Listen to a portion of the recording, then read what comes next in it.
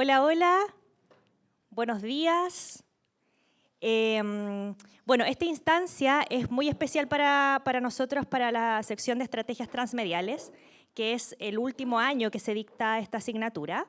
Así que estamos muy contentas con la profesora, también el director de la Escuela de Periodismo, como equipo, porque hace mucho tiempo que teníamos ganas de hacer esto, de poder, ¿no es cierto?, traer la asignatura a la experiencia de investigadores, de investigadoras y también de estudiantes, que les puedan contar a ustedes cómo ha sido el proceso de ellos. Ya no son estudiantes, son periodistas titulados, ¿no es cierto?, cómo fue el proceso de ellos en la etapa PASE y también para el proyecto de título, ¿ya? Y eso a ustedes obviamente les va a servir muchísimo. Entonces, lo que les queremos pedir es que aprovechen al máximo esta oportunidad que fue hecha para ustedes con mucho detalle, mucho cariño además, y no se olviden que esto está enmarcado además en el taller 2 que tienen, ¿ya? Para que esa rúbrica ustedes ya la conocen, ya saben más o menos hacia dónde se encamina el ejercicio que vamos a hacer. Así es que yo ahora le voy a dar la palabra, sin más preámbulos, ahí a mi colega Nadia, que les va a presentar a los expositores de hoy día. Ahí sí. Buenos días a todos y a todas. Me sumo a las palabras de agradecimiento a la profesora Teresa. Me alegra mucho que estén acá, ver en conjunto también los estudiantes de la otra sección. Como decía la profesora, y ustedes saben, esta es una actividad que se va a enmarcar en 2 bloques. El primer bloque va a ser con investigadores académicos del campus, los voy a presentar brevemente, que van a compartir detalles de sus últimas investigaciones con nosotros, investigaciones con impacto social, y sobre todo por eso especialmente los invitamos porque está muy relacionado con la asignatura. Van a ver cómo desde la metodología, desde la formulación de un proyecto, desde una problemática, se investiga desde las ciencias sociales y tiene implicancias prácticas, ¿ya? Un impacto social. Eso es lo que vamos a ver en cada una de los resultados de investigación que nos van a compartir. Les voy a presentar entonces brevemente a nuestros invitados de hoy. El primero de ellos es el profesor Claudio Broiman, director de la Escuela de Periodismo, muchos de ustedes ya lo conocen. Es doctor en Ciencias de la Información y la Comunicación por la Universidad de la Sorbonne en París, Francia. También magíster en Ciencias de la Información y la Comunicación por la Escuela Normal Superior de Lyon. Licenciado en Historia y periodista por la Pontificia Universidad Católica de Chile. Sus intereses de investigación están relacionados con controversias sociotécnicas, percepciones sociales y conflictos medioambientales, comunicación de la ciencia y producción de saberes y conocimientos. Ha publicado resultados de investigación en revistas científicas internacionales y nacionales, así como en libros especializados. También se ha adjudicado varios proyectos de investigación. Hoy va a compartir resultados de uno de ellos, el más reciente de ciencia pública, que está trabajando en una comunidad en el norte del país. Y actualmente, bueno, está desarrollando otros proyectos, pero en la presentación de hoy se va a enfocar solamente en el de ciencia pública, que es el más reciente. También tenemos el placer de que nos acompañe hoy Beatriz Mella, quien es directora de Ciudad, el Centro de Investigación Urbana para el Desarrollo, el Hábitat y la Descentralización. También es directora del Magíster en Vivienda y Barrios Integrados. Beatriz es doctora en Estudios de Planificación, arquitecta con maestría en Desarrollo Urbano de la Universidad Católica de Chile. Sus áreas de investigación se han centrado en la planificación del transporte, la movilidad y la accesibilidad, vínculos entre transporte, equidad social, equidad territorial y exclusión social, gentrificación, capital social, bienestar subjetivo y los vínculos entre transporte y salud pública.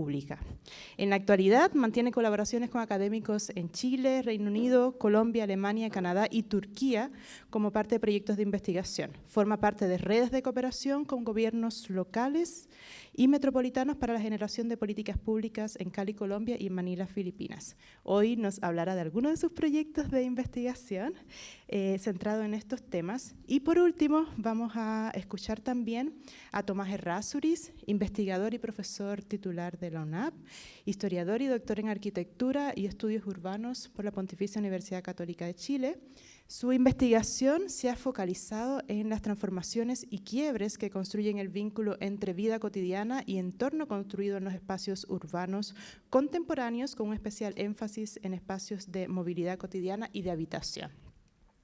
Se ha desempeñado como investigador responsable y coinvestigador de proyectos Milenio, Fondes Irregular, Fondar Nacional y Regional, y ha obtenido otros fondos de investigación, becas y reconocimientos de instituciones internacionales como la Universidad de Sydney. Actualmente, hoy particularmente nos va a presentar resultados de un proyecto que terminó ya, un Fondesit, que lleva por título Reparar y reutilizar, reconfigurando las relaciones afectivas con los objetos domésticos. Esa es una breve presentación de nuestros invitados y le doy la palabra primeramente al profesor Claudio, después Beatriz y por último Tomás. Muchas gracias por acompañarnos.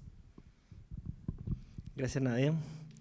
Bueno, primero agradecer a Teresa y Nadia por esta invitación, esta iniciativa. Creo que es muy valiosa desde un punto de vista de la escuela, tener estas actividades que también permiten, ¿no es cierto?, dar a conocer, socializar resultados entre estudiantes, que muchas veces generan entusiasmos también y eventualmente también formaciones de posgrado, que son todos muy bienvenidos a interesarse. Yo lamentablemente, porque tengo un cargo de director, pues estoy apurado y tengo que irme a las 5 para las 10, pero voy a hacerlo lo más rápido posible en torno a lo que me tocó, y una lástima no poder escuchar a Tomás y a Beatriz, me hubiese encantado. En fin, bueno, lo que les voy a contar acá es como una genealogía, ¿ya? Una genealogía de investigación que creo que les puede servir también de inspiración de cierta forma, o de al menos para entender cómo se van haciendo las cosas. Esto partió el año 2018 con un proyecto interno de la Universidad de Santiago, que era un proyecto asociativo con la Facultad de Biología, en un proyecto que trabajaba sobre la apropiación y asimilación de tecnologías de fitoremediación. ¿Qué es una tecnología de fitoremediación? Son plantas que contienen, que mitigan cosas, digamos. Y en este caso concreto era en zonas de sacrificio en relación a la contaminación minera, ¿ya? Entonces, en las faenas mineras, a toda faena minera está asociada un depósito de relave. Un depósito de relave es como una piscina donde van metales pesados que son propios de la extracción del mineral. Luego, por lo muy general, estos depósitos de relave quedan ahí, ¿no es cierto?, como con todos estos metales pesados, todo este sedimento acumulado, y posteriormente pasan dos cosas con ellos. La primera es que después de la nueva ley de minería del 2015 en adelante, las minas tienen que presentar un plan de remediación de esos depósitos de relave, es decir, tienen que hacer algo con esas piscinas. Pero 2015 hacia atrás, que no fue una ley retroactiva, están los PAM, que son los pasivos ambientales mineros, que son piscinas que literalmente están desde el año 30 o del año 20, incluso siglo XIX, botadas en el desierto con metales pesados, y que, como ustedes bien saben, en el desierto corre mucho viento, y el viento lo que hace es dispersa estos metales pesados y finalmente terminan respirando las personas metales pesados, lo cual tiene consecuencias comprobadas. Por ejemplo, respirar plomo puede significar enfermedades de trastornos mentales, por ejemplo. Entonces, partimos trabajando con esta microbióloga que trabajaba con costras biológicas sobre los depósitos de relave, que son hongos, en el fondo, que permite que hacen esta capa vegetal que permite que nazcan plantas. Y estas plantas lo que hacen son depósitos de relave, son estas piscinas de metales pesados que tienen mercurio, plomo, arsénico, ¿ya? Que sobre estas piscinas crecen estos hongos, y sobre estos hongos crecen plantas, y estas plantas, como tienen la capa de depósitos de relave, de hongos, tiran raíces, y esas raíces que hacen contienen la dispersión por aire, ¿ya? Entonces, genera un efecto muy positivo en las personas que viven cerca de estos PAM, pasivos ambientales mineros, en particular, porque están abandonados. Y hay muchas, o sea, por ejemplo, en Copiapó, hablando de una ciudad, hay uno que está pegado a un mall, una cuestión bastante impresionante, y está ahí, y los niños van y juegan con tierra, saltan en bicicleta, y hay metales pesados acumulados que la población ha respirado por generaciones. Hay otro relave también en Copiapó que da de cara a la UDA, de la Universidad de Atacama. Es muy impresionante verlo con los ojos. Bueno, entonces Claudia, que esta colega que trabaja con microbióloga, empezamos a trabajar la parte comunicacional. Yo me acerqué a ella y así ganamos el fondo interno, porque en el fondo ella, como tenía este gran descubrimiento que lograba, es muy barato además, generar esta capa, costra ambiental, costras vegetales que lograban impedir la dispersión del polvo, y faltaba la parte comunicacional. Bueno, a raíz de todo esto, por eso les contaba de esta genealogía, nace el interés, ¿no es cierto?, porque empezamos a hacer el trabajo campo, empezamos a viajar al norte, nace el interés por la percepción de la contaminación. Y esto es muy crítico porque finalmente las herramientas con que dispone las instituciones para medir la contaminación están de alguna manera cuadradas o convenidas, ¿no es cierto?, con, por una parte, las instituciones de corte nacional, ¿no es cierto?, el Ministerio de Medio Ambiente, el Ministerio de Minería, el Ministerio de Agricultura incluso, y también convenidas con organismos internacionales. Por ejemplo, hay una institución muy grande, que se me da la sigla ahora, que es sobre el calentamiento global, ¿ya? Y hay otra muy grande también que es sobre la sustentabilidad minera. Entonces, se van como negociando, en cierta forma, los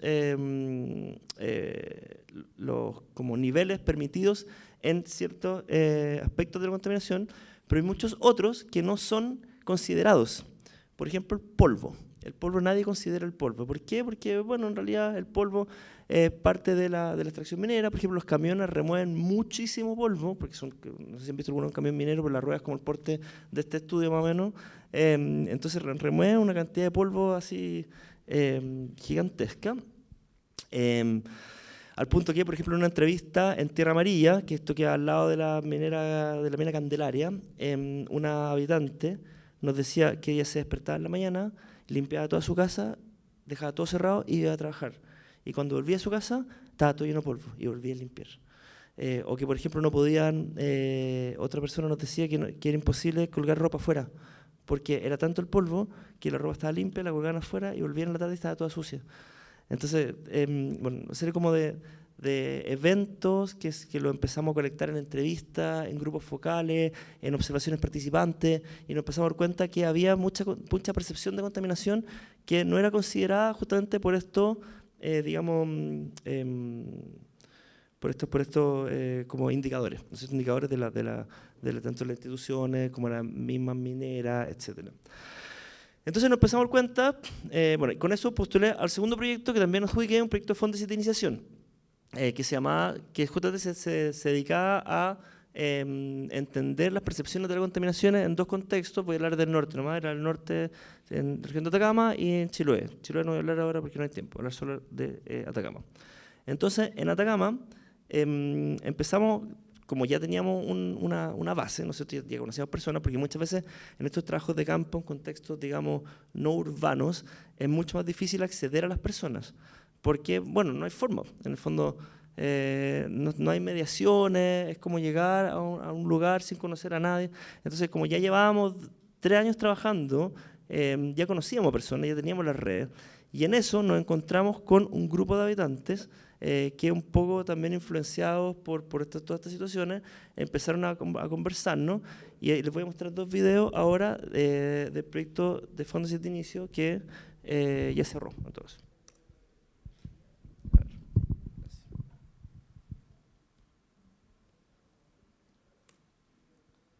El primero es este.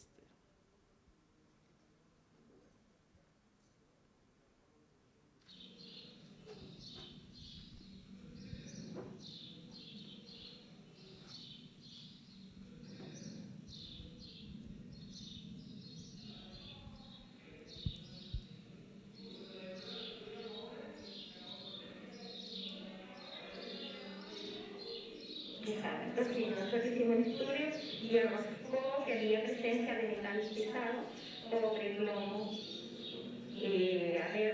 arsénico, etc.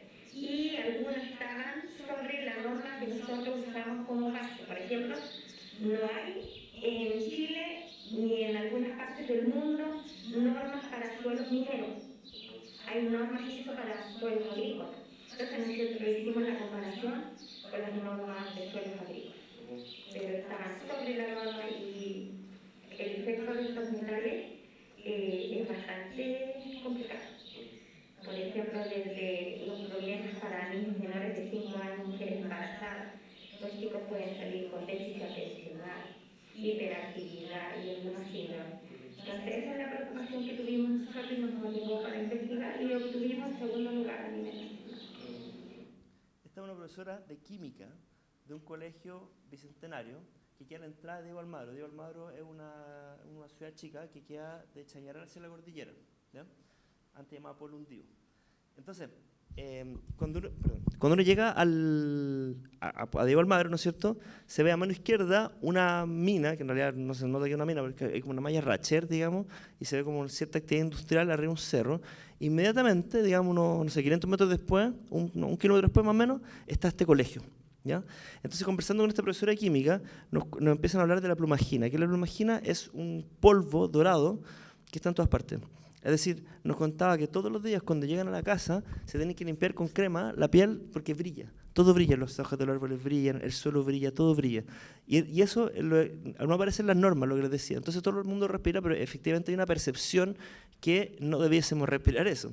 Entonces esta profesora de química establece, ahí lo cuenta, nosotros ciertas mediciones y lleva a su estudiante un campeonato escolar y lo gana. Pero lo que les quería mostrar era eso, porque entre el colegio y la mina, 1 kilómetro de distancia, hay un predio, ¿ya?, que era fiscal y que un grupo de habitantes, los hijos del chañar, el chañar es una planta endémica, lograron hacer esto. Aquí empezamos a seguir los sueños con el todo. Primero era el parque, por lo bonito, y después dijimos, bueno, vamos a salirla, y después empezó a salir la caletera y otras cosas, y aquella imaginamos un parque, imaginamos un lugar de esparcimiento para jóvenes, adultos, niños, y de ahí empezamos a soñar, y yo creo que van a salir muchas cosas, porque como que empieza a llegar gente como ustedes, y empiezan a botar más ideas, y eso es lo bonito de esto, como que nos para y los sueños, lo que estamos recién, porque yo creo que eso es lo que le hace falta al mundo ahora, y mucha gente pues se mete en esto, y resiste, y escape a lo que te indica que debe ser la vida, que hay que vivir como tan, vivir, trabajar, morir, como que no tiene sentido. Pero nosotros, yo creo que nuestro único fin como ser humano, venimos como a aportar algo y de ahí ya, chao. Pero que capaz de dejar ese legado, se acabó. Esta es la mina. Si no, se nos va la vida y ahí se veía la mina al final. Entonces, bueno, el proyecto se cerró, ¿ya? Y los dos proyectos que hablé antiguamente, o sea, anteriormente, son proyectos de investigación, ¿ya?, donde en el fondo se genera mediante una metodología que aprenden en el curso de estrategias transmediales, ¿no es cierto? Hay una pregunta, una hipótesis, tienen que intentar responderla mediante esta metodología y presentar resultados, ¿ya? Es un proyecto de investigación. Y ahora, en tercer lugar, inspirado por estos habitantes, los hijos del Chañar, que plantan este bosque en el desierto, así lo denominan ellos.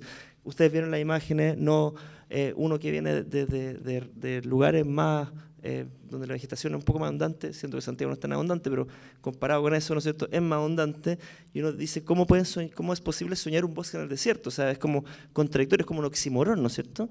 Pero ellos, para ellos es un sueño, porque no solamente significa contener mediante las plantas, ¿no es cierto?, filtrar el aire al colegio, sino que significa también un lugar de sombra que no tienen, significa también un lugar de reunión para sus hijos que no tienen, que no existe.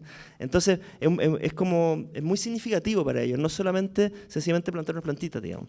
Entonces, bueno, se empiezan a mover, consiguen camiones de aljibe, se empiezan a agrupar personas y empiezan a plantar este bosque. Paralelamente, yo cierro el proyecto de fondos de iniciación y adjudico un tercer proyecto que se llama Ciencia Pública. Los proyectos de ciencia pública son proyectos que tienen distintos instrumentos, y el que yo me adjudiqué es un proyecto de divulgación científica, ¿ya? Lo adjudicamos con un grupo de la facultad que tienen que ver toda la parte artística, toda la parte más creativa, ¿ya? Entonces, el proyecto de ciencia pública consiste en generar perpetuar el bosque. El objetivo general del proyecto es perpetuar el bosque, ¿ya? Entonces, me volví a reunir con esta colega, la microbióloga, estamos generando con CREA de la facultad, estamos generando una gráfica muy linda, estamos generando un documental también, Lugo aquí presente, el fotógrafo hace el documental, donde la idea es como dar a conocer este bosque, porque en el fondo, en la medida que más lo socialicemos, en la medida que más lo hagamos público, tiene mejores posibilidades de existir, porque vamos a lograr, ¿no es cierto?, conseguir la atención de las autoridades, ojalá, que de alguna manera garanticen la vida del bosque, ¿sí? Porque necesita agua, un bosque. Ustedes saben, en el desierto no hay agua. Entonces, último, costo de tiempo, vean todavía. Estas son las gráficas que desarrolló, bueno, Valentina de CREA. Entonces, el proyecto consiste y aquí como imágenes del bosque. Esto fue en enero, fíjense las plantitas, y esto fue en... No, perdón. Sí. Esto fue en marzo, perdón. Ya hay más plantas, ¿no es cierto?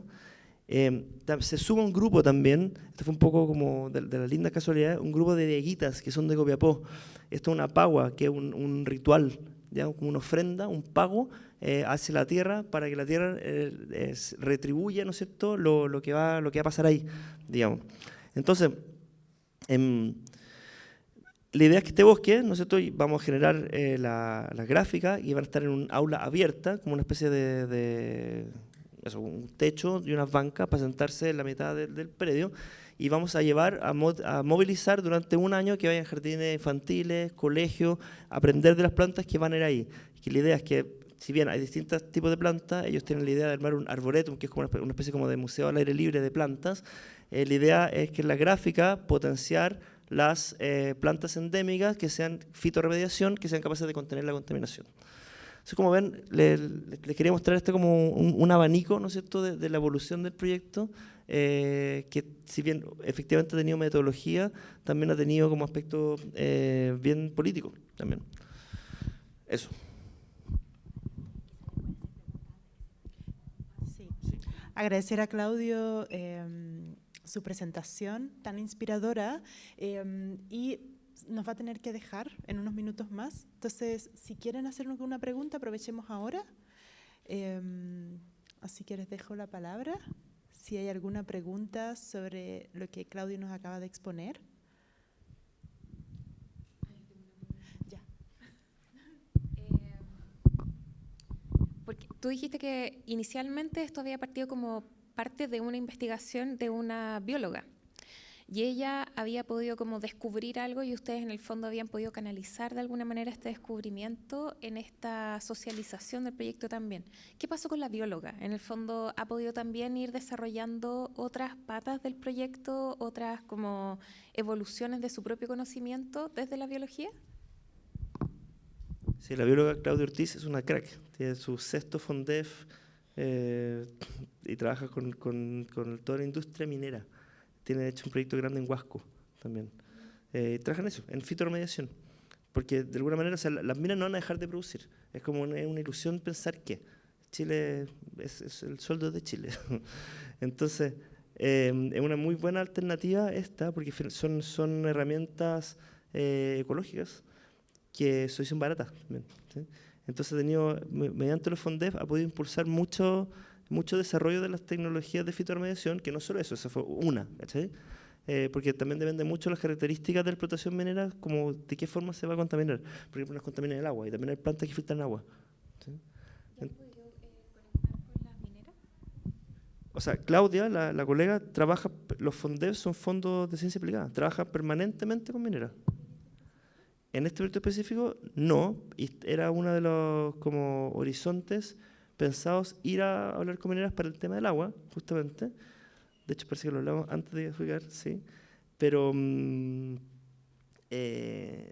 lograron ellos, de manera autónoma y previo al proyecto, mientras el proyecto era revisado, lograron un acuerdo con la municipalidad, firmado, que se metió con AF. En el fondo, claramente, o sea, no realmente, yo creo que, o sea, pensar en el apoyo de mineras para este tipo de iniciativa, yo creo que es muy virtuoso, porque las mineras también necesitan hacer responsabilidad social, necesitan participar de la sociedad. Entonces, de hecho, es parte del alineamiento de la minería sustentable, es que la industria minera participe de la vida de los territorios donde explota. Entonces, claro, de hecho lo tenemos pensado como es escalable. ¿Sí?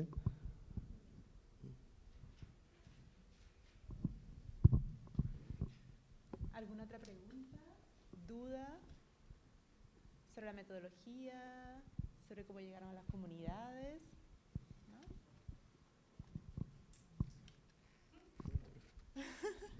No olviden que es parte del taller, entonces acá ellos le dan la información, el material, y después ya no hay manera, porque ellos no lo tienen escrito en ninguna parte. Así que aprovechan de preguntar si tienen dudas para el trabajo. Muy interesante. Sí, muy interesante. Sí, lo liberamos. Mira, ¿liberado entonces, Claudio? Lo lamento, me hubiese encantado que capaz que vuelva después. Ya. ¿Sí están? Estamos hasta la 1 aproximadamente. A las 11 aprox tenemos un break, sí, con los alumnos. Y después seguimos con alumnos. Muchísimas gracias, Claudio, por tu presentación.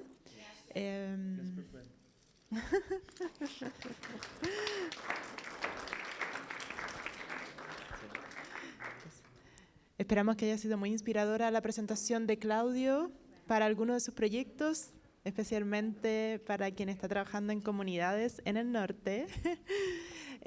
Tengo una alumna que estoy guiando y está trabajando en el desierto, así que espero que haya sido muy inspiradora la charla de Claudio y que ojalá puedas hablar después con él sobre algunos temas puntuales que sé que te interesaron. La Mitzi. La Mitzi trabaja con la salitrera. Ya. Sigamos entonces la dinámica. En este momento le corresponde el turno a Beatriz.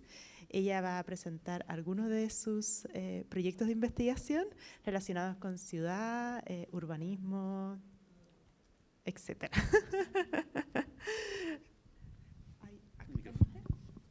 Tenemos una alumna decir que trabaja en ciudad. Hola. Oye, me encanta, sí. Lo que pasa es que nos está ayudando demasiado con estas revisiones de prensa. Bueno, hoy día yo voy a hablar de un proyecto que justamente no nació en ciudad, sino que fue previo, pero salió publicado el 2023 y la verdad es que cuando me hicieron esta invitación dije, bueno, creo que este también es un buen espacio para relevar proyectos que no había podido mostrar antes. Esta es la primera vez que muestro los resultados de este artículo, justamente porque es un proyecto que es un equipo del cual me desvinculé cuando llegué a la UNAP. Después el proceso de afinar la investigación, de publicarlo y qué sé yo, se dio justo cuando ya no estaba con ellos trabajando. Entonces no había tenido un momento de poder mostrarlo. Y lo que me encanta de este proyecto es que reúne muchos elementos que son tecnológicos y también sociales y también políticos. Entonces, además, es un equipo que es muy multidisciplinar. Entonces los voy a presentar porque creo que ellos que han seguido adelante con las siguientes fases del proyecto me retarían demasiado si no lo hiciera. El profesor Orlando Vigorux es quien está encabezando este proyecto y luego las siguientes versiones. Esto es parte de un resultado de un FONDEF. Entonces, después siguió liderando este proyecto. También está Camilo Meneses, que es arquitecto también, y también todo este equipo es de la Escuela de Arquitectura de la Universidad Católica, a pesar de que hay un par que está hoy día vinculado a otras universidades. Está también Carlos Aguirre, que es constructor civil y que trabaja ahora en la San Sebastián. Felipe Encinas, que también trabaja en la parte de investigación en la Católica, y Patricio Bertolet, que trabaja más en la parte de la industria. Y este proyecto es como el paraguas grande, se llama Seísmo, que es un sistema de respuesta rápida post-terremoto.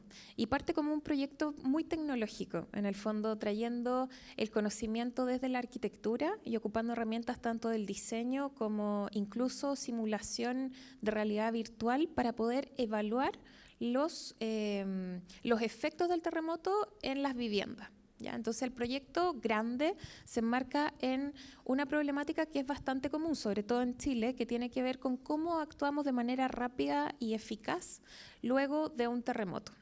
Y todos nosotros que habíamos estado en este equipo teníamos la experiencia del 2010, que ustedes eran muy chiquititos, pero nosotros cuando fue el terremoto fuimos a catastrar estas viviendas. ¿Fuiste tú? ¿También? ¿No? Te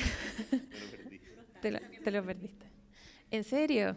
Bueno, nosotros salimos a catastrar estas viviendas y en realidad nos dimos cuenta de que el proceso era bien lento, era como antiguo, era como con fichas que estaban impresas, entonces era todo un sistema de que había que imprimir las fichas, luego había que hacer unas capacitaciones muy rápidas, porque si bien éramos estudiantes de arquitectura, de construcción, qué sé yo, eran unas fichas que nosotros teníamos que entender primero para saber evaluar esta edificación.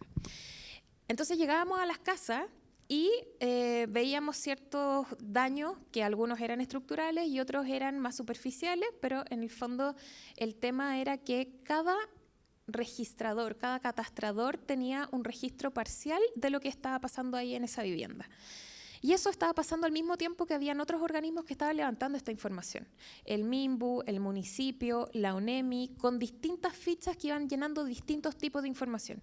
Algunos con necesidades de las familias, por ejemplo, había familias que se les había caído toda la casa y por lo tanto no podían tener acceso a comida, no tenían cocina, no tenían baño, se habían quedado prácticamente sin nada. Y había otros que tenían mucho miedo de estar en las casas, por lo tanto se habían ido, no sé, recuerdo en ese terremoto en particular que había muchas personas que se iban a acampar a los espacios públicos cerca de donde estaban sus casas porque no tenían en el fondo certeza de que no se iba a caer encima. Y todo esto acompañado de una serie de réplicas. Entonces, en el fondo, muchas veces estos daños que en principio no se veían tan estructurales empeoraban a lo largo de los días.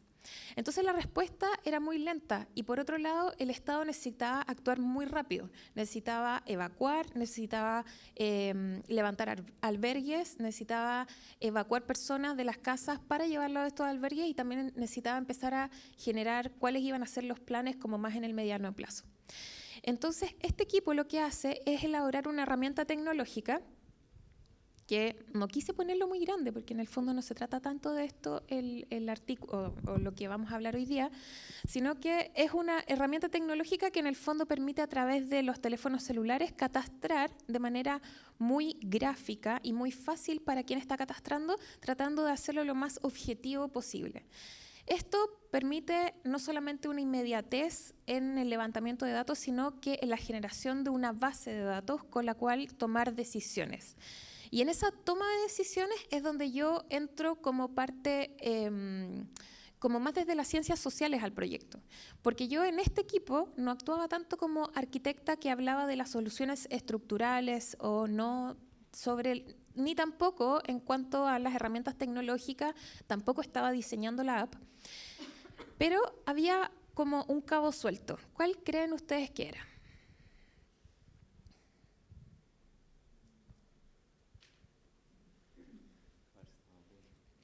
Sí, no. Es una pausa también para mí. ¿Tenía que haber un terremoto o alguna situación así para ver cómo reaccionaba la herramienta tecnológica? No es eso, pero eso es muy correcto. De hecho, esta herramienta tecnológica se tuvo que testear y en el fondo estaban súper atentos también para ver cuándo había un terremoto para poder actuar e ir a catastrar algunos de los daños. Que ojalá no fuera en un terremoto de gran intensidad, sino que fuera una intensidad moderada que permitiera en el fondo también, no sé, no de 3 regiones como fue el 2010, sino que fuera un espacio más acotado. Pero faltaba otra cosa. Recién, sí.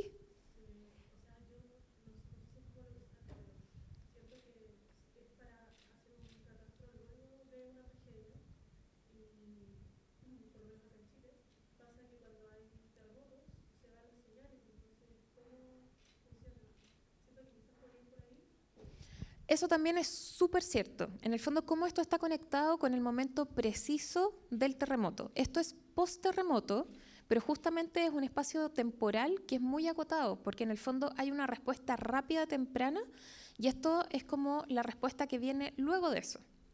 Cuando hay un terremoto... Sí. La importancia del suelo para, digamos, ese sistema es muy relevante, ¿no es cierto? Es súper interesante esa acotación también, porque en el fondo este proyecto no funciona de la misma forma cuando el sismo se produce de manera más superficial o en territorios más amplios o cerca del mar. Entonces todo eso había que testearlo. Pero esta es la herramienta tecnológica. ¿Qué pasa cuando queremos implementar una nueva herramienta tecnológica? Exacto. Hay un tema de comunicar, por ejemplo, ¿qué es lo que se está haciendo?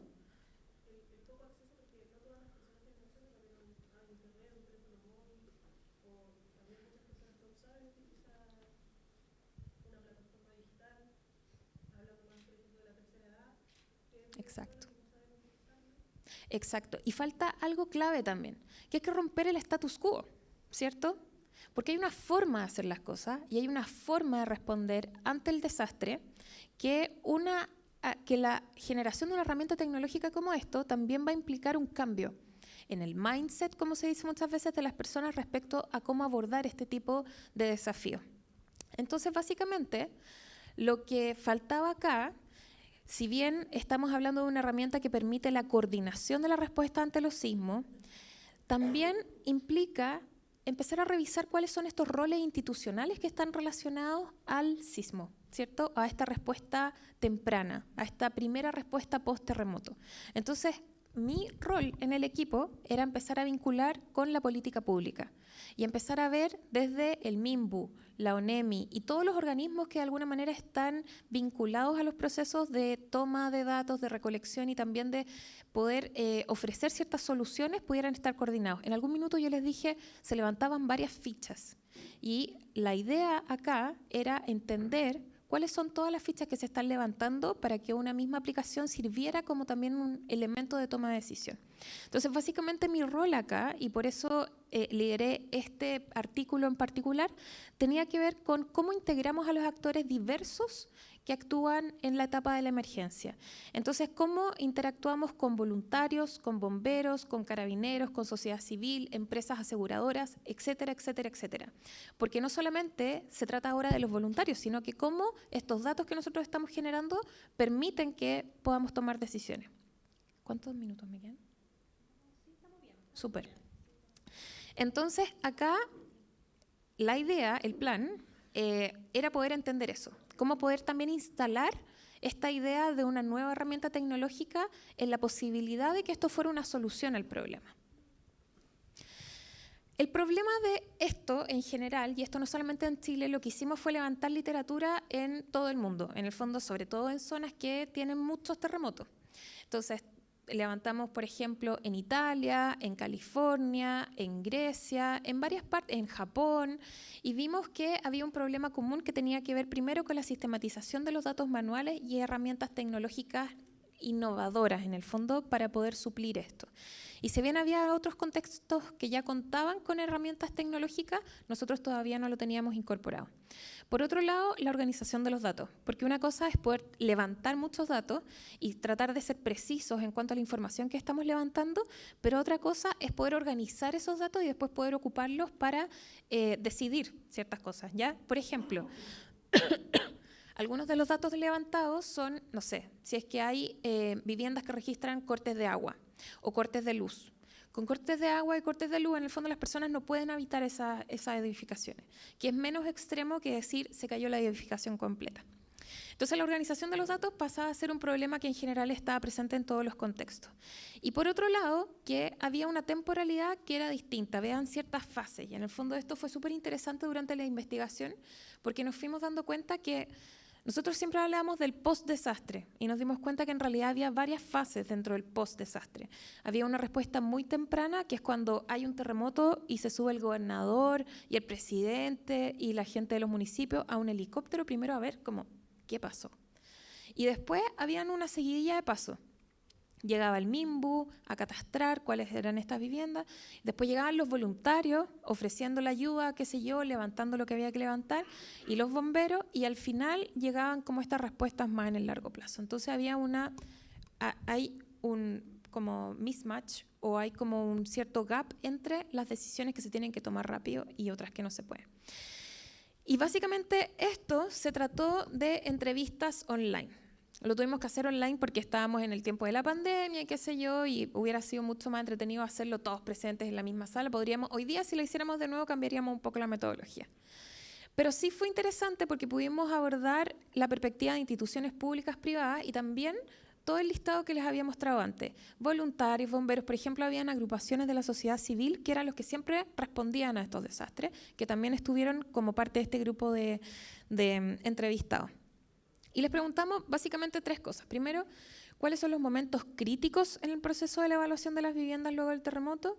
¿Cuáles son los factores que caracterizan la habitabilidad de las viviendas que han sufrido daño? ¿Y cuáles son las complejidades a nivel institucional y técnico de hacer cambios en el sistema de evaluación de las viviendas? Entonces, esta última pregunta era súper relevante porque en el fondo lo que estábamos tratando de hacer era testear cuán probable era que esta herramienta tecnológica, que este equipo muy cabezón y qué sé yo, que estaban haciendo como este esquema entre la aplicación, la generación de escenarios y qué sé yo, tuviera factibilidad de ser ocupada por instituciones que tienen procesos más lentos de adaptación a nuevas tecnologías. Y no voy a entrar en detalle como de cuáles fueron los resultados específicos, pero sí fue interesante que salieron estos 3 temas. Primero, que había un problema enorme entre la coordinación de los actores involucrados. Y ahí nos dimos cuenta que la aplicación, la verdad es que no lo iba a resolver. Pero instancias como esta, de poder sociabilizar una herramienta como esta, que pone el desafío tecnológico como una excusa al final para resolver un problema, permitiría eventualmente volver a coordinar a ciertos actores involucrados, y eso yo creo que fue un resultado muy relevante. Porque de hecho, hicimos talleres como estas entrevistas no fueron solamente de cada uno solo, sino que fuimos agrupando por temas. Entonces muchas veces teníamos discusiones entre los que estaban respondiendo las preguntas. Como no, es que en verdad eso no es posible. Esto tampoco es posible. Y en general nos encontramos con un no de la implementación, que era un poco lo que esperábamos, pero nos dimos cuenta que había un miedo a perder el control sobre estas decisiones que se toman en estos momentos y una falta de coordinación de los actores. Por otro lado, que había un problema de capacidades técnicas, pero eso sí lo podía resolver un poco mejor la tecnología, de alguna manera, que era como entramos al problema, pero que nos dimos cuenta que no solucionaba todo el problema. Y finalmente, que había un contexto normativo, social y físico que de alguna manera también era difícil de considerar solamente a través de esta aplicación o a través de esta tecnología, pero que de alguna manera podríamos empezar en un largo plazo a modificar cuando hablamos de este cambio del mindset. Y esto es solamente como para mostrarles que cuando llegamos a estas conclusiones de finalmente, ¿cuál es el impacto de empezar a preguntarle a las personas qué pasaría si eventualmente pudiéramos ocupar esto? Que van surgiendo varios temas, y varios de esos temas, que en el fondo primero nosotros como hablamos de los códigos, como empezamos a codificar la información, y luego empezamos a generar subtemas, y luego hablamos de grandes temas. Uno de estos grandes temas tenía que ver con la coordinación y la logística. Entonces creo que en general, y esto es un poco, con esto voy a ir cerrando, la idea de poder hacer puente y a través de la investigación, más como desde las ciencias sociales, poder conectar con instancias como la tecnología, la utilización de nuevas herramientas tecnológicas, equipos que son tan secos en la parte de arquitectura, de construcción, luego de la generación de escenarios a través de realidad virtual, algo que también hacemos en este campus. ¿Cómo eso se puede ir conectando a través de la investigación desde las ciencias sociales para ir develando otros problemas que no necesariamente tienen que ver con estas respuestas o estas vías de entrada hacia... Esto ya no tiene que ver con el terremoto mismo, con la magnitud, con la materialidad, con la tipología de la vivienda. Esto tiene que ver con los procesos, con la toma de decisiones, con los actores que están coordinados o no en estas instancias. Y yo creo que ahí está la riqueza, en la colaboración de distintas personas que tienen disciplinas que son completamente distintas de base, pero que una vez que estamos juntos empezamos a pensar los problemas de manera mucho más efectiva al final, y donde en verdad podemos traspasar esos problemas y poder dar respuestas como mucho más comprensivas respecto a ciertos problemas que tiene la sociedad. Eso quería contar.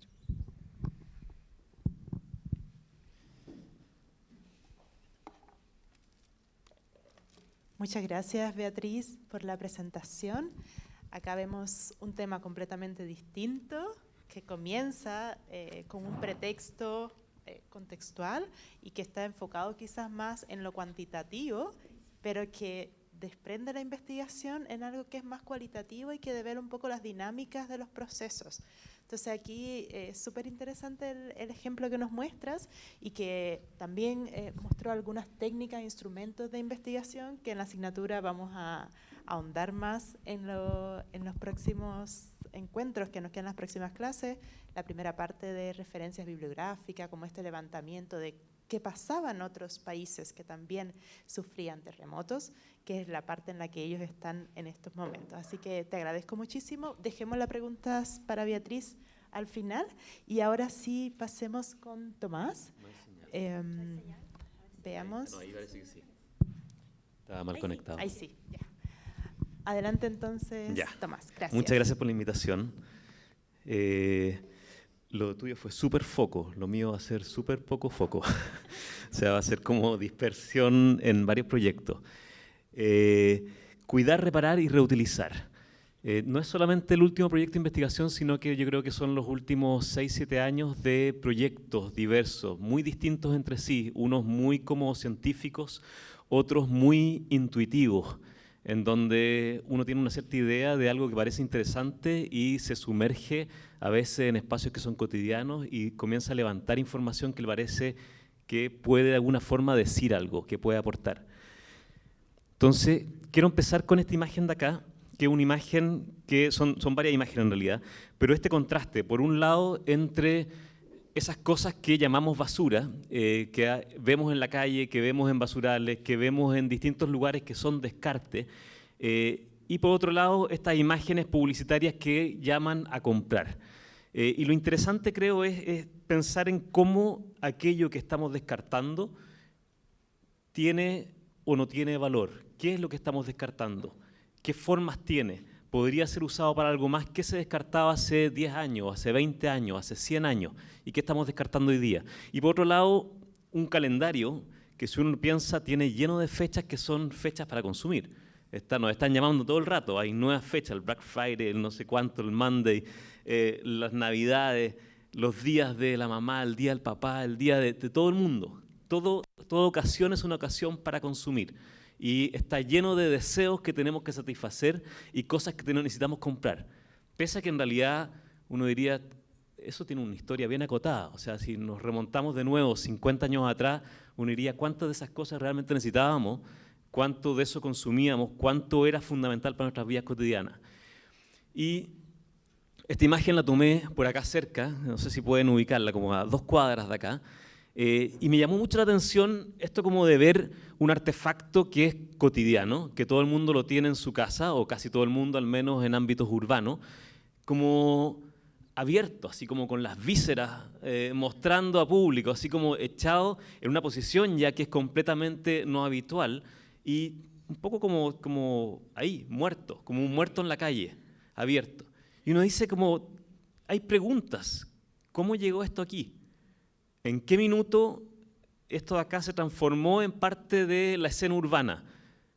Y uno podría comenzar a hacer las preguntas también hacia el pasado y decir, ¿qué cuidado recibió este artefacto? ¿Fue reparado o no? ¿Cuántos dueños tuvo? ¿En qué minuto alguien decidió que esto era basura y que la forma en que iba a descartarlo era de esta manera? Entonces, al final, las preguntas y a las preguntas que interesa responder a través de los proyectos que hacemos es, bueno, ¿qué responsabilidad tiene el consumidor dentro del destino de esos objetos cotidianos que nos rodean? Entonces, y por consumidor estamos entendiendo nosotros. Cada uno con sus pequeñas decisiones, hasta qué punto es responsable o no de ese destino y de estar contribuyendo o no a una crisis climática. No es algo que esté escondido, no estoy diciendo nada nuevo. Es como que uno, es cosa de ver, está lleno de alertas por todos lados. No sé, pues el objetivo 12 de desarrollo sostenible en la ONU es consumo y producción responsable. No por nada. Todos sabemos lo que significa economía circular. Otra cosa es como si se puede aplicar o no, hasta qué punto es algo viable, pero hemos escuchado el término economía circular. Así como toda una línea de productos que nos están llamando a consumir, que son los eco-algo, los eco-friendly, el consumir cosas que supuestamente tienen un impacto menor que aquellas que consumimos habitualmente. Entonces, hay cosas que nos dicen que tenemos que hacer. Por otro lado, uno podría decir minimalismo. También como que alinea. Uno dice la gente que sigue estas corrientes minimalistas, y acá pongo algunos de los libros que aparecen, pero está lleno de embajadores del minimalismo que están promoviendo esta práctica y esta forma como de entender cómo construir los hogares, construir con menos. Sin embargo, uno dice, bueno, el minimalismo tiene ciertas como máximas estéticas, y esas máximas estéticas son súper excluyentes. Excluyen cualquier cosa que dé cuenta del paso del tiempo. Y por lo tanto también, en cierta medida, están obligando a mantener unos entornos prístinos en donde cualquier cosa que muestra ese deterioro hay que descartarlo, hay que sacarlo. Entonces, no es tan la blanca paloma. Incluso Marie Kondo, la gran embajadora del minimalismo, de alguna forma, hace poco dijo que ya no podía más con esta cosa. Y como que con 3 o 4 hijos, no sé cuántos tiene, se acabó el minimalismo y va a comenzar una vida normal. Y después está el reciclaje, que es como este otro gran caballo, así como que no sé, como caballo Troya que tenemos ahí. Entonces todos los municipios al reciclaje, todos tienen planes de reciclaje, a todos nos obligan a reciclar, pero no hay una mayor discusión sobre qué significa reciclar y si reciclar es realmente la respuesta o no. Pese a que está lleno de estudios que dicen que el reciclaje produce gran cantidad de emisiones también, de que el reciclaje no es la solución porque no implica una reducción del consumo, sino que muchas veces uno sigue consumiendo lo mismo o más, pero tiene como la conciencia limpia porque recicla. Entonces, la pregunta es para ustedes, para mí también y para todas nuestras incongruencias y contradicciones con las que vivimos, es cómo andamos por casa. Y en cómo andamos por casa hay que pensar, para eso hay que comparar casas. Hay que ver cómo anda mi casa, cómo anda la tuya, cómo anda la casa de distintas personas, para poder ver en realidad en qué podemos avanzar y en qué no lo estamos haciendo bien. Y quiero empezar yo empecé con mi casa y empecé mirando la casa de mi abuela. Mi abuela, que aparece ahí mirando por el balcón, ya falleció el año pasado, a los 100 años, ya no podía más de vivir, así que, pero fue muy interesante porque su casa es una casa que todavía está ahí en proceso de desocuparse, y queda en el centro de Santiago, y yo esa casa en un minuto viví en ella y la trajiné completa, así como esas casas que uno se metía en todos los cajones, en todas las piezas, y además una casa en donde ella había vivido desde los años 40, 1940, entonces 70 años viviendo en la casa, estaba lleno de cosas inimaginables. Y fue interesante, y acá inicia de alguna forma la investigación, así como más propiamente tal, porque buscando fotografías de la casa me encontré con esa foto que ustedes ven ahí, que es el matrimonio de una tía. Y para mi sorpresa, al ver la foto y al revisar el lugar, esto está como en el living de la casa, vi que estaba todo en el mismo lugar. Una foto de 1967 y la casa seguía con la misma silla, el mismo mueble, los mismos cuadros, la misma alfombra, los tapices los mismos. Yo decía, ya, o sea, de repente los muebles se cambian los tapices. No, acá eran los mismos tapices. Entonces, la pregunta de investigación era cómo en la casa de mi abuela todo sigue igual y yo, que en ese minuto tenía una casa de hace 10 años, ya habían pasado varias mesas, varios colchones, varias alfombras, y parecía que yo tenía como una relación completamente distinta con los objetos de mi casa. Entonces, ¿qué estaba haciendo ella que no hacía yo? Y en ese sentido, claro, la explicación evidente era como, no, es que las cosas de antes duraban mucho más. Entonces, todo era más durable, las maderas y los electrodomésticos, todo como que se hacía para que durara. Pero en realidad, es una respuesta para cuando uno habla de algo que dura 70 años o no sé, 30, 40 años en el mismo lugar y muy bien, es porque hay algo más. Y ahí es donde uno empieza a investigar y a decir, bueno, aquí me encuentro con otro tipo de cosas. Me dediqué a fotografiar esta casa, yo creo que 6, 7 años, que iba 2, 3 veces, no sé, al año, solamente a fotografiar. Y a tratar de entender las lógicas que estaban detrás. Cómo se guardan las cosas, qué se guarda, qué no se guarda. Primero, la idea de que cada cosa tiene un lugar, cómo cada espacio y cada núcleo va construyendo mundo. Entonces uno dice, el refrigerador. El refrigerador, en este caso, habla de una forma de consumo de alimentos, habla de una relación con el barrio que quizás nuestro refrigerador no habla. Nuestro refrigerador, mucho más grande, espacioso, con congeladores grandes, se relaciona con el supermercado, no se relaciona con los almacenes. Tiene un ritmo de compras distinto. Después, el hecho de que haya una vajilla especial para ocasiones y una vajilla para el día a día. De alguna forma cuida la especial y la del día a día permite que sea cualquier cosa y permite que pueda estar variando. Y así lleno de como pequeñas lógicas internas de cómo funcionan los objetos. Miren esta imagen de acá. ¿Para qué quiero 2 refrigeradores y 2 cocinas? Como, claro, no funcionan esos 4 aparatos. Hay 2 que funcionan y los otros 2 están como cumpliendo otras funciones.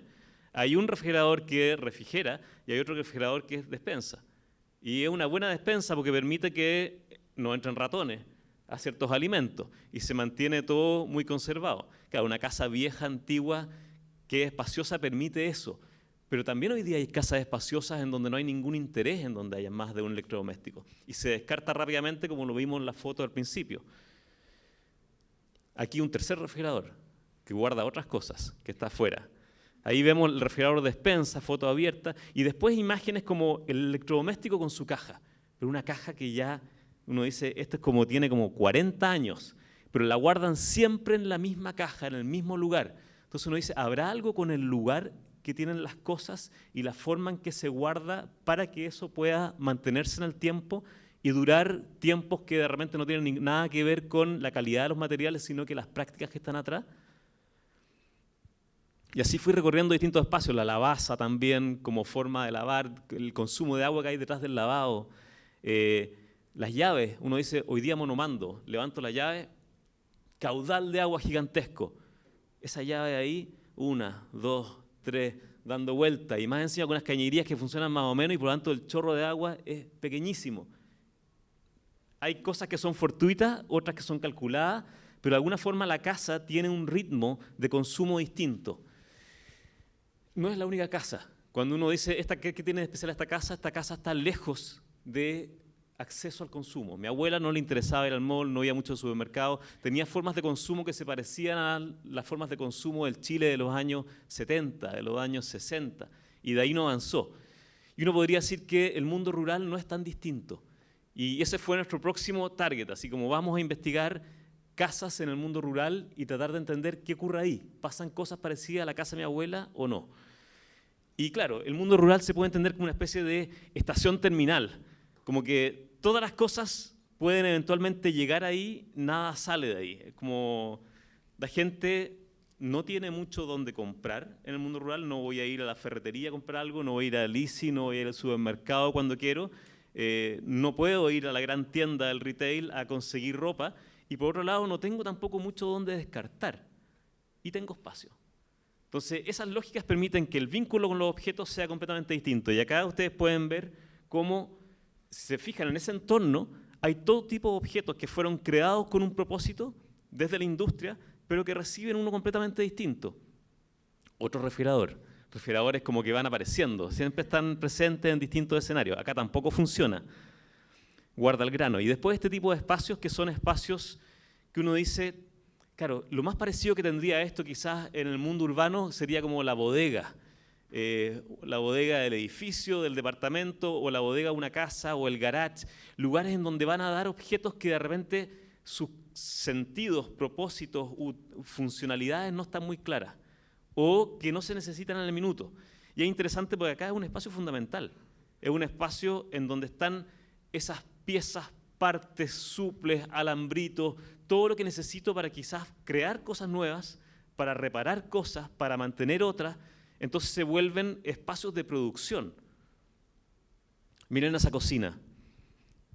Creo que lo único blanco que hay en la cocina son unos platos que está adelante. No tienen nada que ver con la estética blanca, pura, prístina de la cocina urbana contemporánea. Y sin embargo funciona. Funciona bien. No se necesita el blanco. La tierra no es sinónimo de suciedad. Claro, ella tiene la suerte que no vive en un entorno minero y por lo tanto no está consumiendo metales pesados con esa tierra, sino que está en el Maule. Y uno dice, hay otras lógicas, hay otras claves de cómo funciona el espacio doméstico. Esa señora, cuando llegamos a hacer la entrevista, estaba cocinando y tenía ahí sobre el suelo, tenía el fuego directo sobre el suelo y tenía un tambor puesto encima. Y le preguntamos, ¿qué es lo que es ese tambor? Y nos dijo, no, estoy haciendo pastel de choclo.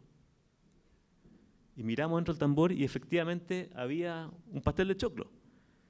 Y le preguntamos, sí, pero ¿de dónde viene? Y ahí nos explicó que era el tambor de una lavadora, que como el metal parece el tambor, tiene un grosor mucho mayor, es súper bueno para cocer el pastel de choclo o funciona muy bien como horno, porque mantiene la temperatura, tiene un calor mucho mejor. Y nos diría, ¿en qué minuto la persona que diseñó una lavadora pensó que quizás el tambor iba a terminar como un horno? Hago un nuevo salto. El proyecto, en la medida que uno empieza a sensibilizarse con estas cosas que se transforman en otras cosas y que son como objetos desobedientes, uno comienza a verlos en todas partes y están por todos lados. Entonces decidimos, y aquí pedimos apoyo estudiantes, familiares, decidimos comenzar a catastrar y a registrar objetos que fueron creados con un fin, pero se transforman en otro, y que no tienen como una finalidad estética detrás o de venta, sino que simplemente de resolver algún problema cotidiano o de transformar algo que eventualmente se iba a la basura. Y este Instagram, que se llama Álbum de Chispezas, comenzamos a catastrar todo tipo de usos alternativos que íbamos encontrando de distintos objetos, y cómo estos objetos muy en una línea adquieren biografías y formas distintas, dependiendo de los contextos y de las necesidades que existen asociadas a ellos. Entonces aquí pueden ver algunos objetos, algunos están muy asociados a la precariedad y a la necesidad, a la falta de algo y que uso lo que tengo a la mano. Pero también hay otros usos que tienen que ver con resolver rápidamente problemas o con de repente no querer comprar, no querer consumir y gastar plata. Entonces cosas muy sencillas como de repente simplemente, no sé, poner una caja y transformarla en una casa, o una casa también para una mascota en donde es mucho más elaborado. Pero en ambos casos no hay una finalidad estética, no hay un interés por distinguirse a través de estos objetos, sino simplemente resolver un problema. Tupperware, otro tema gigante, que ahí me encantaría hacer algún minuto una gran feria de los tuppers, en donde la gente lleva sus tuppers sin tapa y las tapas sin tupper.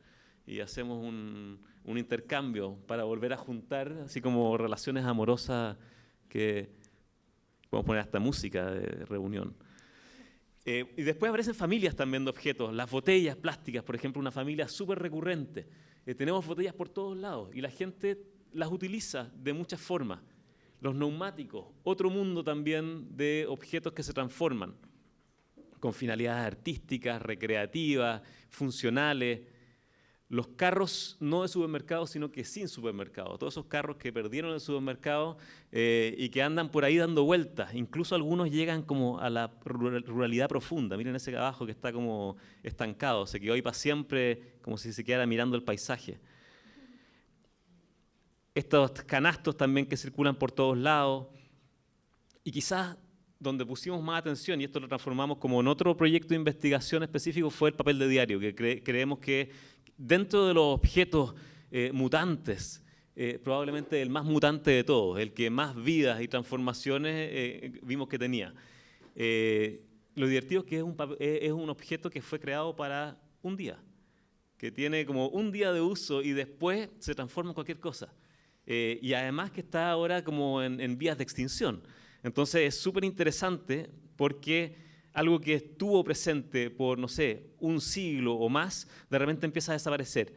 Y aquí lo que hicimos fue, como de nuevo, aprovechar estudiantes, sus familias, sus contactos y redes, para poder ir a entrevistar a familias, hogares y entender cómo se usaba el papel de diario en esos lugares. Y fue increíble ver, primero, la diversidad de usos, pero también cómo se empiezan a repetir. Y uno empieza a entender que hay una cultura de la reutilización que está presente y que tiene variaciones en el territorio, pero que es común. Una cosa muy bonita fue pasarle diario a la gente y que cuando en la medida que comenzaba a armar cosas con diario, recordaba. Y por lo tanto había una memoria que estaba asociada a las manos, que no podía recordar si no le pasaban el diario. Le pasaban el diario e inmediatamente armaba algo como sin saber. Y armaba el gorro pintor, y armaba el cucurucho, como automáticamente. Aquí vemos distintos usos. algunos muy sencillos como echarse a dormir una siesta, usos asociados al juego, y después estos otros usos médicos que también son bien impresionantes. El cataplasma, el cucurucho en el oído para destapar los oídos, no son recomendables. La del mentolatum, tú le echas mentolatum, lo pones a calor y te lo pones en el pecho, entonces te despeja. Y la de la vela es la misma, pero con vela. Entonces la vela también la derrites y la pones, puedes hacer las dos combinadas o por separado. Es el cataplasma y siempre dan en el pecho como para despejar las vías respiratorias. Y el cucurucho es el más peligroso de todo, porque se tiene como consecuencia, hay gente que si uno se mete a ver qué pasa, hay muchos que les destapa y probablemente el 80% del tiempo destapa el oído y funciona, pero también hay gente que se le revienta el tímpano y tiene como problemas mayores. Estoy como tarde ya, ¿no? Ya. Estos usos de acá son especialmente significativos porque nos permiten entender de nuevo que hay una cultura atrás. Porque uno ve esto y la gente nos hablaba de estos usos en distintas partes de Chile, gente de distintas edades, que mi abuelito hacía esto, que no, lo mismo con el papel de diario como papel higiénico. O sea, circulaba y era el papel higiénico durante mucho tiempo. Y la gente te contaba cómo lo cortaba, distintas formas de cortarlo, cómo se enganchaba, gente que partía con el diario a la letrina, gente que tenía el diario colgado ya en el lugar. Entonces va apareciendo de nuevo, una relación con los objetos cotidianos que pareciera ser que uno tenía permiso para intervenirlos, para transformarlos, cosa que hoy día hemos perdido. Y después estos otros usos que también, esto lo tuvimos que recrear, por supuesto, no encontramos una carta, pero hay cartas de amor, cartas de odio, en donde el anonimato lleva al papel de diario.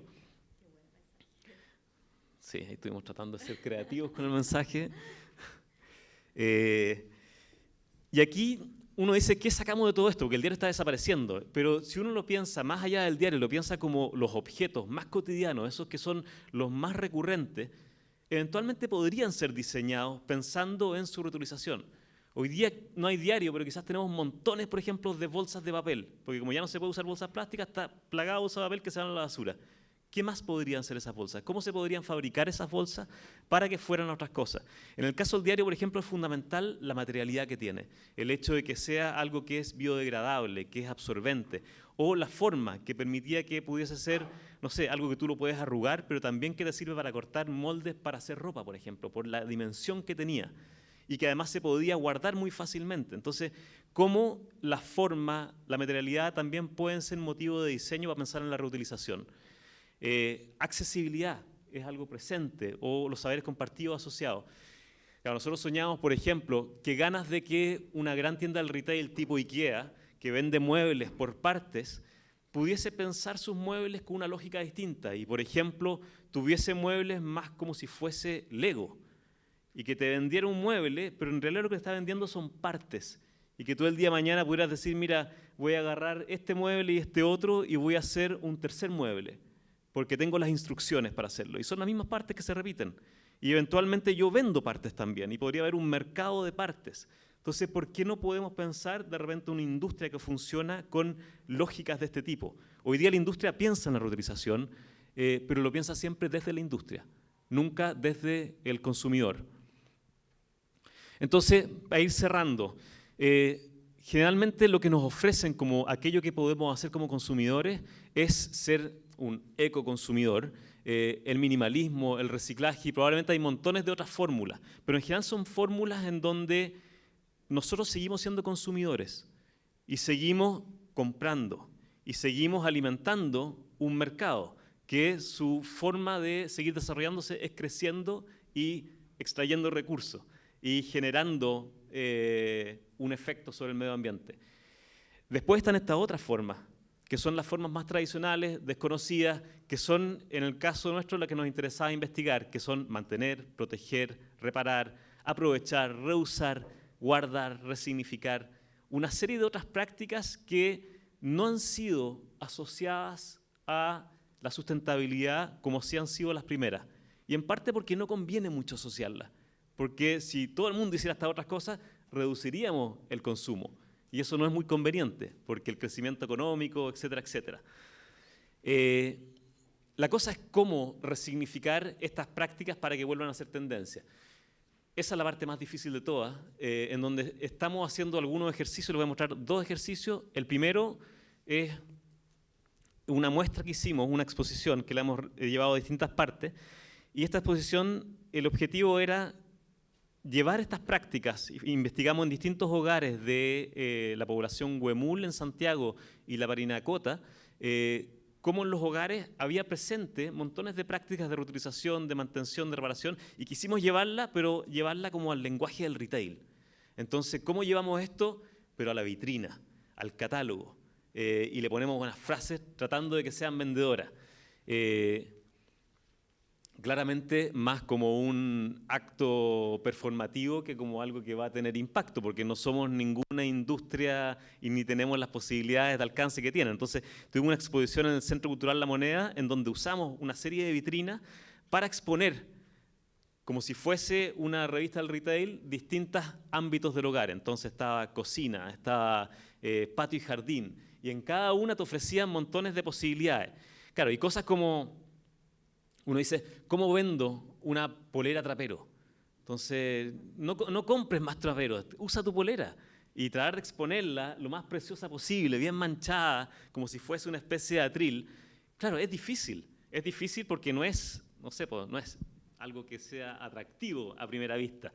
Y después armamos este catálogo en donde, claro, cada una de estas cosas que habíamos observado en las casas queríamos llevarla. Entonces, no sé, pues las vajillas combinadas, acabemos con los juegos de vajilla y los juegos de todo. ¿Por qué no tenemos vajillas y cosas que son distintas? Entonces, un plato para cada ocasión, la diversidad, por dónde podemos entrarle a estos temas.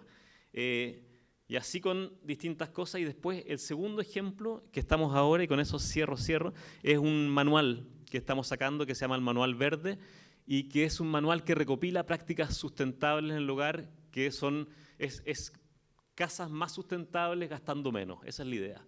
Entonces, ¿cómo nos fijamos en todas esas prácticas que permiten que seamos más sustentables sin gastar más dinero y aprovechando los recursos que tenemos? Y ese manual está dividido en 5 capítulos, que es alimentos, máquinas, vestuario, menaje e higiene y cuidado. Y la idea es dar miles de consejos sobre qué hacer, así en la práctica. Con eso cierro. Oh, buenísimo. Muchas gracias. Muchas gracias, Tomás, por tu presentación. Varios se sintieron identificados, me imagino, en algunas de estas imágenes. Como vieron, son varios proyectos que terminan en este último, que es un libro, que es, digamos, algo más práctico, pero que nace desde la investigación y desde métodos como la observación, que ustedes pondrán en práctica en algún momento de sus vidas quizás, y que estamos estudiando en el ramo, ¿ya? Te agradezco muchísimo la presentación, me hiciste recordar autores que me gustan mucho, con conceptos como el hombre cotidiano, la invención de lo cotidiano, con Desertó, la vida social de las cosas, de Apaduray, cómo va narrando la historia de cada objeto. Y nada, pasamos entonces ahora al espacio de las preguntas para ambas investigaciones, para ambas presentaciones, para Beatriz y para Tomás. Les dejo el micrófono abierto para lo que quieran conversar, ¿ya?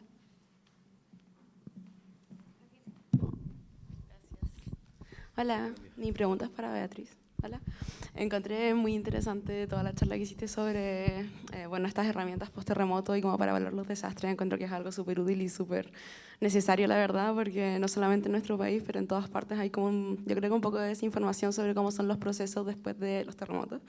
En un momento mencionaste como las fases del post-desastre, como que llega el MIMBU y llega los políticos en helicópteros como a evaluar el desastre y también después los voluntarios, y en realidad me llamó la atención porque siempre yo me he preguntado eso, de cómo son estos procesos después de que hay una catástrofe tan grande, que cómo uno empieza como a reconstruir claro, este desastre tan grande.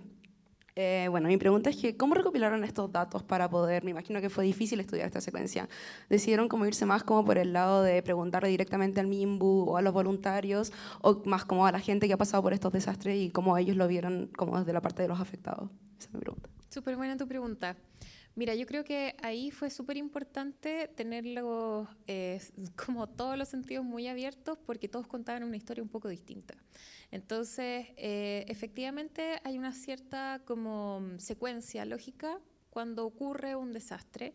Y lo primero es como, los primeros que reaccionan son bomberos, son carabineros, son todos los que tienen que ver como con la seguridad de las personas que ya están de alguna manera organizados y los que están a cargo de los territorios. Y por eso nombraba al gobernador, a los alcaldes y qué sé yo, porque tienen que entender la naturaleza del problema en su magnitud, porque en una primera instancia, cuando hay un terremoto, no hay mucha certeza exactamente de cuál fue el territorio afectado, sobre todo en 2010, cuando de a poco nos íbamos dando cuenta que era como la mitad de Chile. Entonces, eso después sigue como estos procesos que están súper como formateados de alguna manera, como que están protocolarizados, en que entra primero el MIMBU con una ficha y esa ficha levanta ciertos datos, pero también entra el Ministerio de Desarrollo Social. Entonces, lo que pasa muchas veces es que las familias tienen que contestar muchas veces información que es complementaria y algunas de ellas es lo mismo. Por ejemplo, no sé, como desde cuántos habitantes hay en este hogar a cuántas piezas había en esta casa. Entonces, como que en el fondo se van superponiendo ciertos estados de información. Y lo que pasa con eso es que cuando nosotros tomamos la decisión de entrevistarlo, fue justamente dando cuenta de que había una respuesta que iba a ser no necesariamente objetiva. Entonces, por ejemplo, cuando hablábamos con la gente del MIMBU, ellos se sentían súper a cargo de esto. A pesar de que habían otras instancias, por ejemplo, la sociedad civil organizada, que sentía que tenía una responsabilidad mucho más directa con la familia. Y yo creo que lo interesante de haber ocupado como esta metodología, esta llegada a las personas, es que nos permitió entender de manera separada primero cómo ellos iban percibiendo los procesos, pero también de manera conjunta. Entonces hubo un minuto en que también sentábamos a las personas, por ejemplo, del MIMBU, de desafío, de los bomberos, había un voluntario de bomberos también, por ejemplo, en que empezaban a complementar la historia. Y cuando uno miraba como las fases del problema, también se iba dando cuenta que tenía que ir moviendo un poco como esta ficha. Y de hecho nosotros hicimos un gráfico, que no lo mostré ahora, que tenía que ver justo con la temporalidad. Y y ese gráfico iba cambiando en la medida que íbamos entrevistando más personas. Entonces, como justamente el dedicarle horas a poder entender en profundidad cuáles eran las percepciones de estos grupos fue fundamental para armar el panorama completo, que hubiera sido imposible hacerlo a través de una encuesta o a través de, no sé, como eso no era para nada cuantitativo al final, sino que tenía que ver mucho con las percepciones, con los tiempos, con las respuestas que daba cada uno. Yo creo que eso fue bien bonito también. Gracias por la pregunta.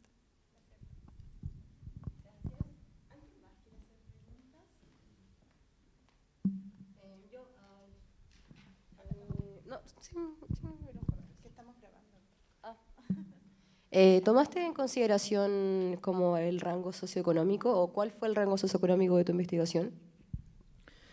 Gracias. Son varias investigaciones, entonces, claro, la de mi abuela la tengo súper clara.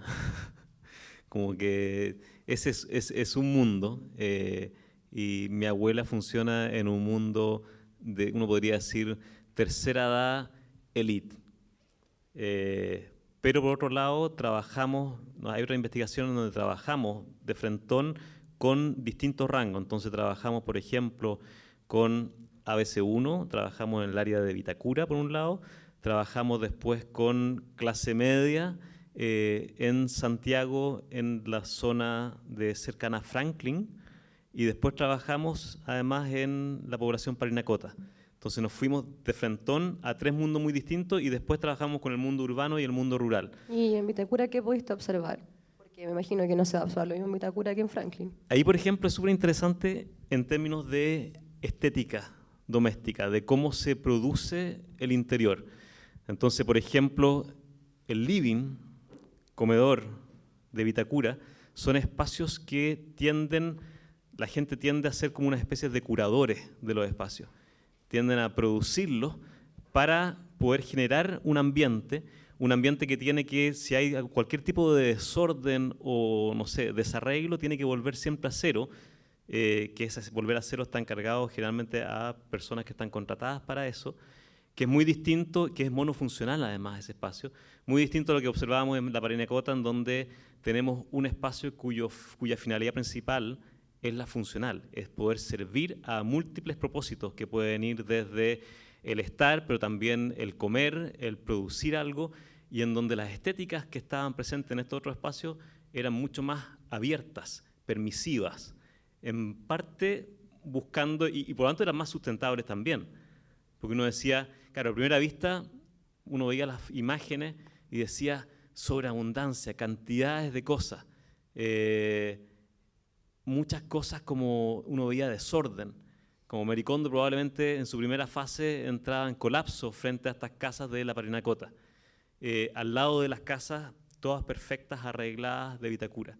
Sin embargo, en mantener esa casa perfecta, arreglada, hay un esfuerzo constante y hay una expulsión constante. Entonces, las cosas que cabían en la otra casa y eran incluidas en la Vitacura eran expulsadas. O sea, como que, no sé, y cosas a veces como los dibujos de los niños.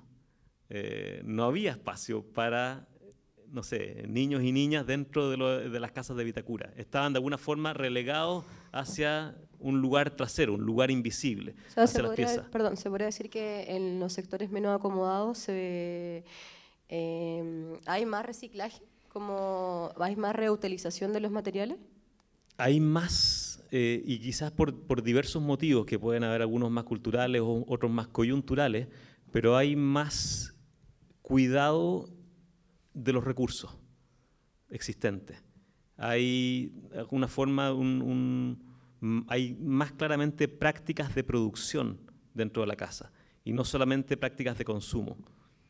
Hay una mayor intervención sobre el entorno. No sé si te respondo. Sí, muchas gracias. Gracias. Acá tenemos una, después tú. Hola.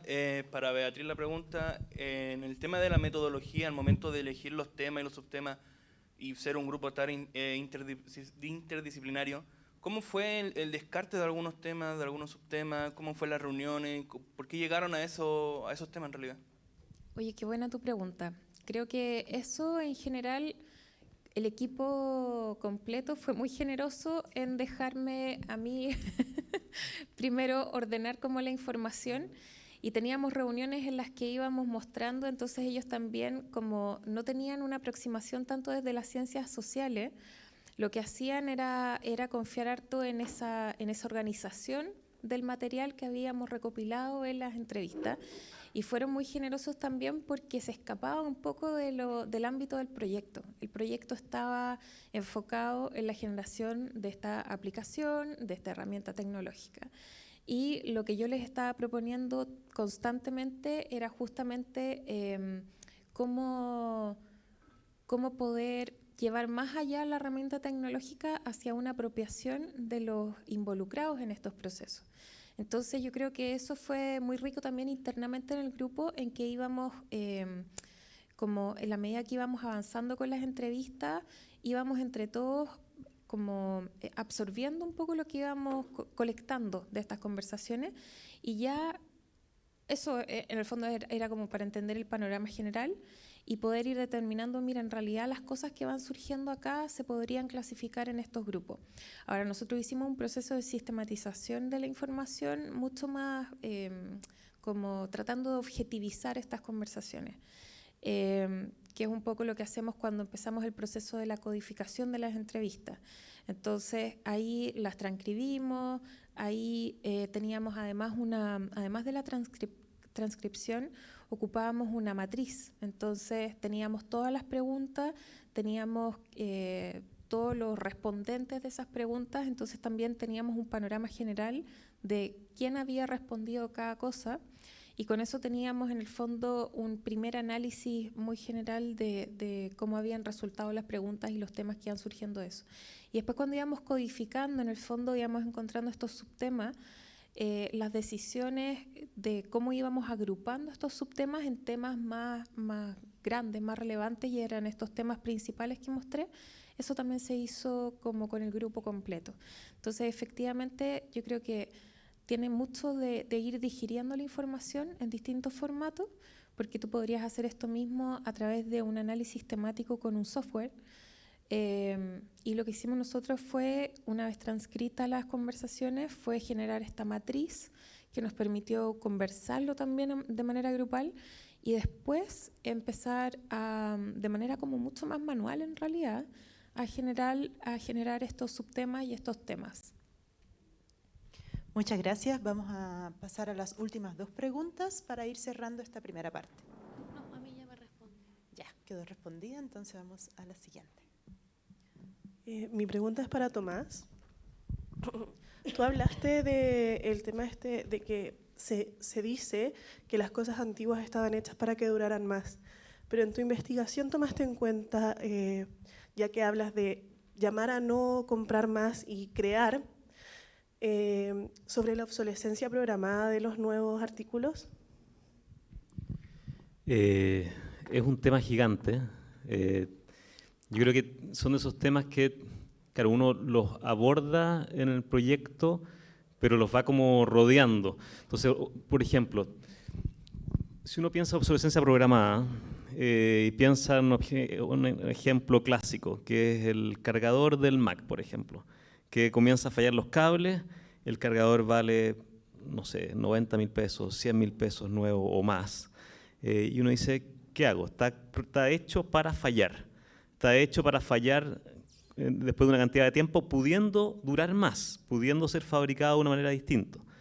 Y probablemente si uno ve la historia de los cargadores y se fija cómo están construidos, se va a dar cuenta que hay unos intentos medio cínicos, diría yo, por parte de la empresa de decir que estamos cambiando, pero igual siguen fallando y podrían ser mucho mejores.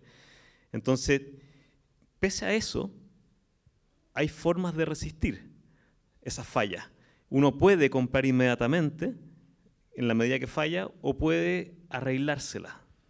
Y hay no sé, por ejemplo, hay un emprendimiento que se llama FacMac. Fac no con U, sino que con A, pero lo que quiere decir es con U. Y lo que hacen es recibir cargadores y te los arreglan. Y cuando los arreglan, le ponen el logo FacMac y le ponen montones en los arreglos le ponen, no sé, color, le ponen rojo. Entonces el blanco del cargador de repente se vuelve de otro color y queda a vista de todo el mundo que ese cargador fue transformado a la mala. Se pasaron por alto las intenciones del fabricante de que esto muriera y sigue funcionando. En el caso de mi viejo, que es de estas personas que todo lo arregla o todo lo quiere arreglar y la mitad de las veces falla, tenía un mouse Mac y también falló el cable, cuando tenían cable todavía los mouse, y dijo como, no, así como esta cuestión tiene un año, no voy a dejar que estos hueones me arruinen y no sé qué cosa, y empezó la pelea contra el mouse. Y comenzó. Claro, lo abrió, se dio cuenta que no tenía 2 cables como el común de los cables que estaba acostumbrado a arreglar, sino que tenía, no sé, 60 cablecitos chicos, pero de haber estado 2 días hasta que lo hizo.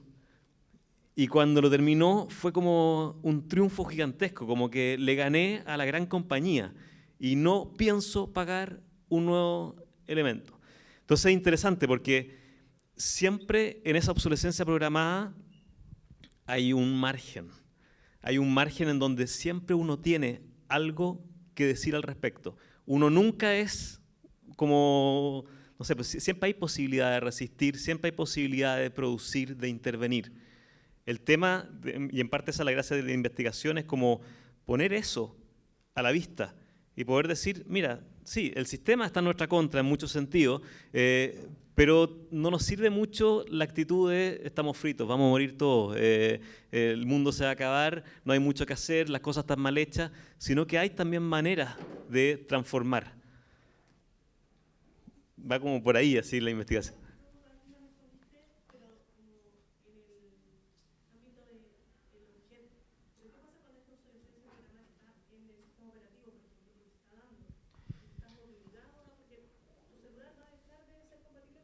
Absolutamente. Pero, por ejemplo, en ese caso, ahora en el manual verde tenemos una parte que son las máquinas.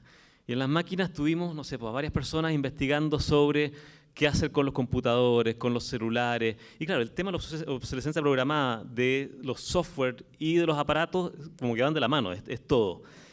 Y, por ejemplo, uno dice, ¿qué pasa con el celular cuando ya deja de funcionar? Cuando ya no me sirve como celular, porque las funciones que necesito están en los más nuevos. Y ahí está desde la posibilidad de sistemas operativos abiertos, que no son ni Android ni es el de Mac, y que son, no sé, porque que permiten poder seguir instalando, hasta de repente celulares que son abiertos y que yo puedo seguir cambiando las partes. O, no sé, la posibilidad de ese mismo celular transformarlo en otra cosa, una cámara. Exacto. Entonces, ¿por qué habría de comprar? Si algún día de mañana tengo, no sé, hijo y quiero ver que estén durmiendo bien, ¿por qué habría de comprar cámaras para vigilarlos especiales para esa función, siendo que mi celular podría tener esa función? Podría hacerlo. Entonces, un ejemplo bonito es, uno dice, si con computadores de los años 60 llegamos a la Luna, ¿cómo los computadores que tenemos hoy día o los que hemos dejado de usar nos servirán para algo más? Como seguro que sirven para muchas cosas más y hay montones de usos posibles. El tema es que no queremos invertir el tiempo ni las energías en hacerlo. Y hay un tema como de comodidad y de cuán interventores somos de nuestro entorno.